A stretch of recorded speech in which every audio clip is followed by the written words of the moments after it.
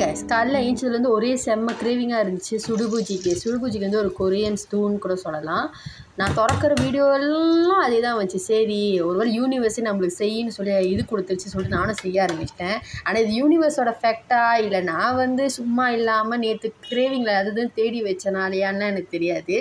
But it's one of the best too. நம்மளுக்கு அதுவும் திடீர்னு பார்க்குறது திடீர்னு மழை பெய்ய ஆரம்பிச்சிருச்சு. நானே ஷாக் ஆகிட்டேன், என்னடா மழை பெய்யுது, ஓஹோ மழை பெஞ்சிருச்சு, யூனிவர்ஸே நம்மளுக்கு வந்து பெர்மிஷன் கொடுத்துருச்சு சொல்லிட்டு நான் ஒரே குஷியில் உட்காந்து சமைக்க ஆரம்பிச்சிட்டேன்.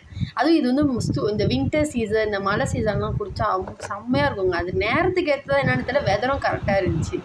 ஸோ இதில் வந்து நான் வந்து எனோக்கி மஷ்ரூம், சாஃப்ட் டோஃபு, எக்கு போட்டேன். இது நிறையா போடலாம், பட் நான் இதுதான் போட்டேன். அதுக்கப்புறம் இது சாப்பிட்ற வே தான் பெஸ்ட்டு. கொஞ்சோண்டு சோறு எடுத்துகிட்டு அதை டிக் பண்ணி அப்படியே எடுத்து சாப்பிட்றணும்.